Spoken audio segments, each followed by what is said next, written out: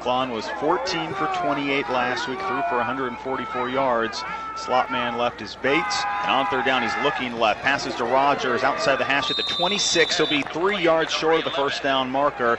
Jarrell Rogers, nice to see him early involvement in this game, but UCA sat back, gave him a cushion. 7-yard pickup, fourth down. Terry Lucas is your far side receiver right. Rogers in the slot left. Charles Henderson wide left. 2nd down and 9. Hunching over and taking a knee-high snap. Play action, rolling right. Klann on the move, back to Lucas. He falls to the floor. Waiting for confirmation that Lucas did come up with a reception. He did, to the 41. It's a pickup of 15 yards for Terry Lucas. What a start on senior night for Terry. Man in motion left to right is Wilson. They give it to him on the jet sweep. Great block on the outside. Towards the sideline at the 29. Pickup of 5 for Wilson. Came up a little easy at the end of the run. He saw Jeff Hall approaching and said, you know what, I'm just going to take these 5 yards. That's a pretty good idea because he's 5'9", 171. Looks smaller than that, but he got to the outside and tell you what, wisely stepped out of bounds. They love including him as an alternate running back. That's his 19th carry. Without Kelton Warren, without Dominic Thomas, we might see a lot of Wilson. I would think you may.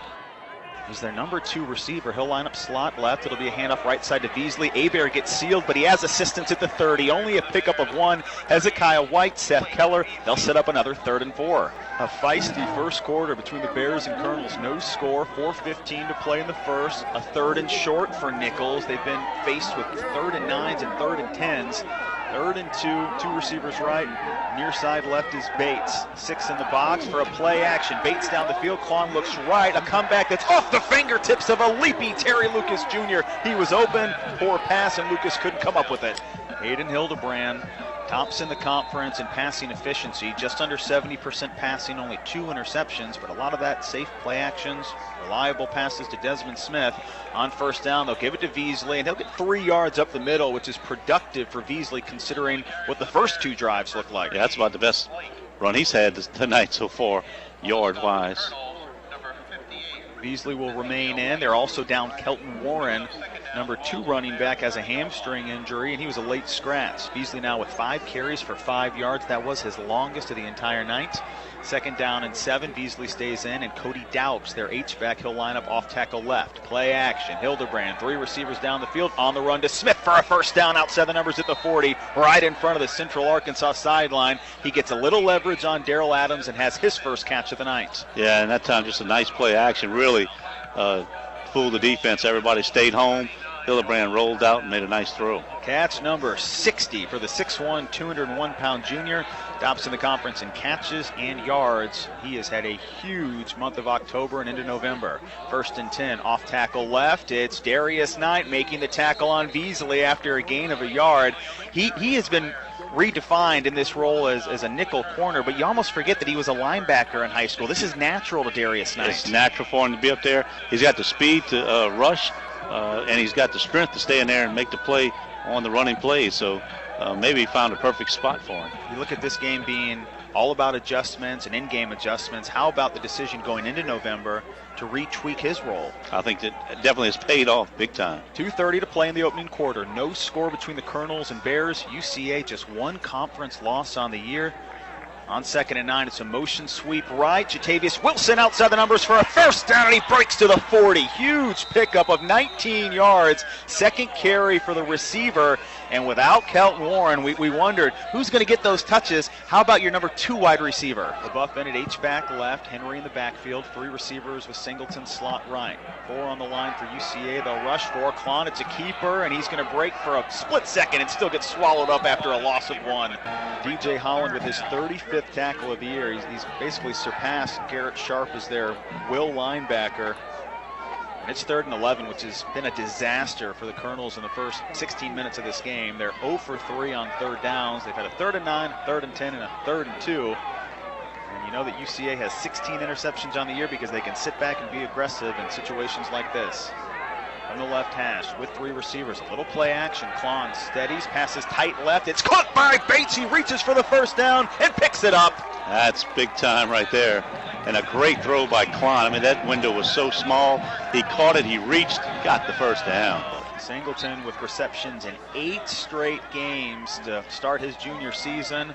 Colonels are down to the 25, and they'll give it to Henry. He is met immediately by a trio of Bears, and they'll just keep driving him back until the whistle blew. Loss of one. We waited 17 minutes to mention Jonathan Woodard's name. He's been double-teamed from the start, but there is a reason why he is viewed as another Southland Conference Defensive Player of the Year candidate. Yeah, and that time, a slow development play, and by the time Henry had the football, 3 Bears were already 2 yards in the backfield, so really nowhere to go. Woodard is a senior. He was the SLC Defensive POY last year. He was the Freshman of the Year in 2012. What can't he do? On 2nd and 11.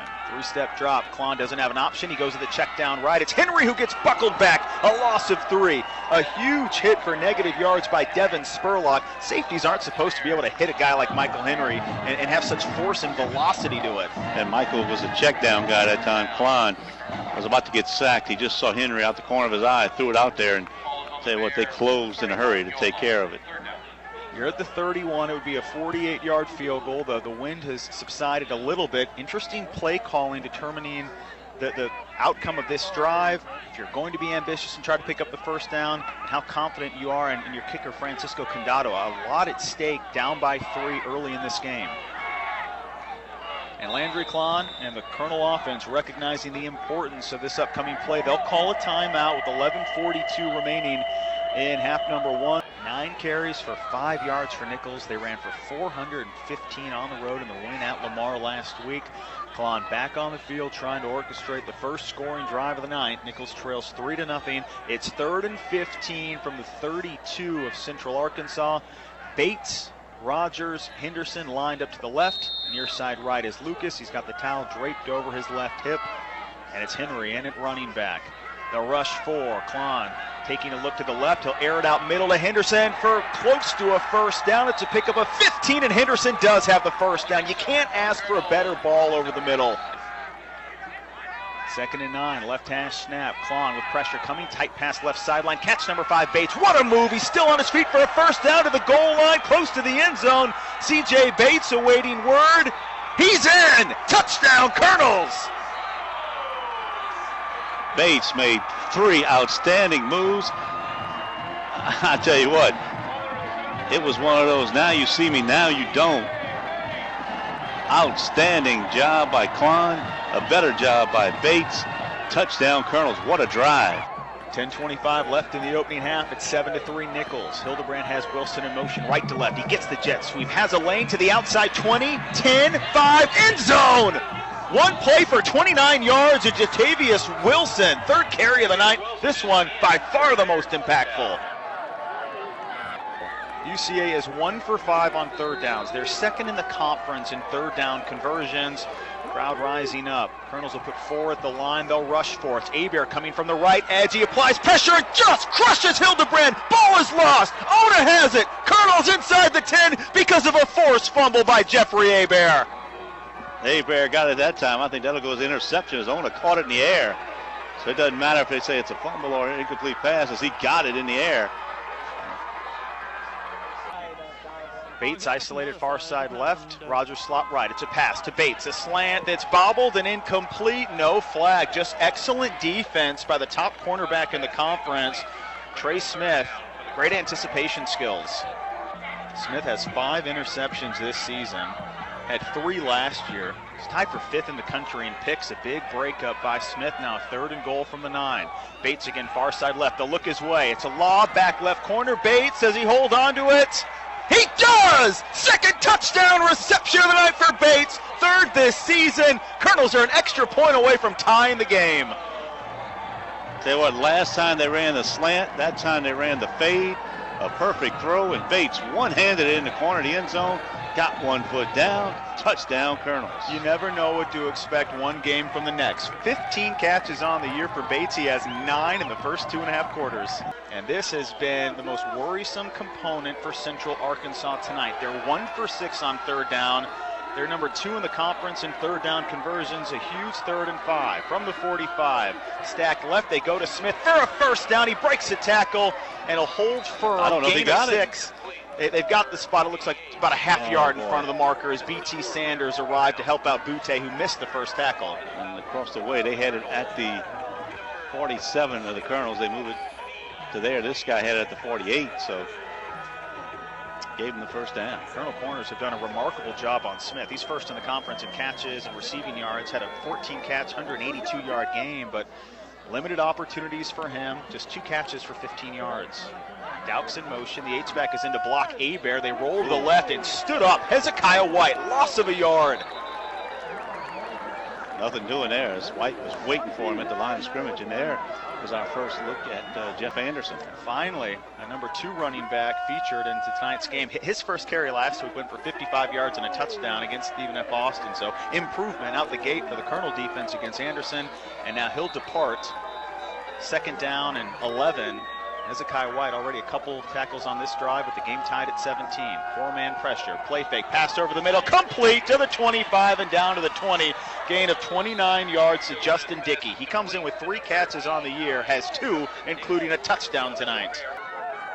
10:30 to play in quarter number 3, 1st and 10 at the 20. Wilson in motion, left to right, another high snap. They give it to Anderson, and he's ripped to the floor by Seth Keller. No gain.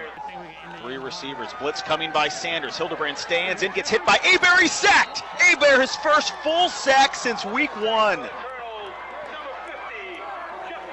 Hebert just kept on working. Hildebrand stepped up in the pocket. He takes him down. Sack time for Jeffrey Hebert.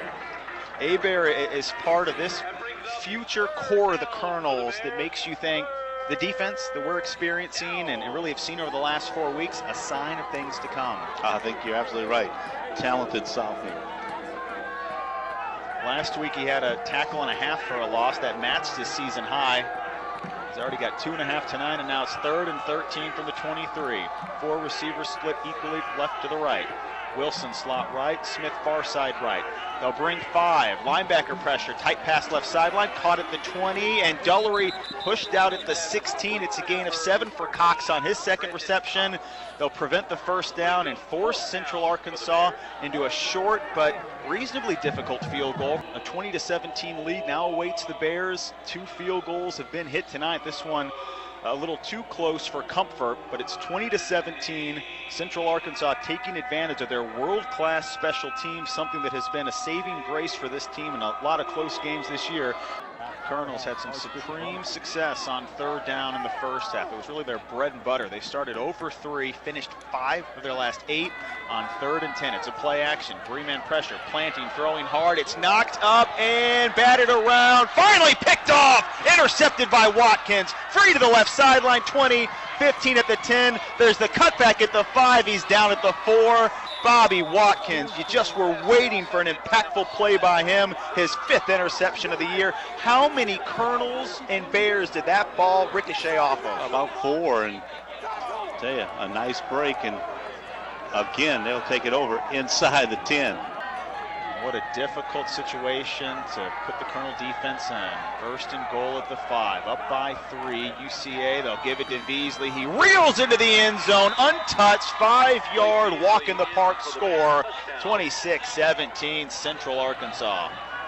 It's on 2nd and 5. Beasley, why not? Gets through the line and just shakes Amani Martin. 45-40, cut back 35, and he tumbles to the 28. Pickup of 28 yards, and Amani Martin, go pick up your cleats. Nichols had the game tied at 17. Now they need to stand on 3rd and 2. Surprise, surprise, handoff straight up the middle to the freshman Daniels for a 1st down to the 11. His 5th carry of the season goes for 10 yards. 4th and goal from the 1. It's Beasley joining Hildebrand. He's out of the pistol. Snap is fine. Handoff is there. Met at the line again. No sign just yet. Reaching over for a touchdown is Beasley. There's still 10:33 to play. It's a 17-point lead, but the Colonels are at midfield. Klann, quick snap, screen left. Lucas catches, gets a block from Bates. He squeezes through to the 30, 25-20, still on his feet and gone. That's a 53-yard touchdown on senior night. Terry Lucas, the most explosive play of his career. Outstanding job, and they looked like they thought they were just going to push him out of bounds once or twice. Didn't happen. He goes all the way. Hildebrand with just 109 yards passing tonight. Only 15 to the top receiver in the conference, to Desmond Smith. On 3rd and 8, 2 receivers spread to the right. Jose Morris far side right. Jatavius Wilson in the slot. Desmond Smith, he's been locked up by Hall. He's located to the left. 4-man pressure on a handoff, Beasley, and he gets hammered at the line by Hebert. Seth Keller was there. It's a 3-and-out for Central Arkansas. How quickly things can change. Here it is, 3rd and 15 for Klann, down by 10. All-out blitz, passes left. What a catch for a first down by Henderson. Tack on a pass interference. It's irrelevant. 20-yard pickup on a blind, backhanded, one-handed grab by Charles Henderson. Bates lined up slot right, knee-high snap, play action to Henry, time, throw, left sideline, caught for a first down. Bates is over 100 yards, and he's spun to the ground at the 25. Pickup of 23 on the 11th catch of the night for C.J. Bates. It's Klann passing, middle, LaBeouf, touchdown! A mixed match offensive unit delivers the 4th passing touchdown of the night. They go short, left sideline Henderson. He's at the 40, flag down 35, pitches back to Klann, tosses back to Lucas. The lateral game begins. Left sideline Lucas throws back across the field. Henry, far side to Bates. He's got room. 35-30. Here comes another lateral, left-handed to Henderson. Dancing at the 35, back to Arsenault, and he gets punched backwards to Klann. Finally tackled at the 40. 7 laterals, including one to Chandler Arsenault. 34-31 is the final. Exhale, finally, after a 4th quarter for the ages. Central Arkansas wins. Really no losers in tonight's game. It'll go down as a loss for Nichols, but you're seeing a lot of hugs at midfield. Mutual respect by all participants in tonight's game. Really a remarkable showing. This was college football at its finest from Thibodaux tonight.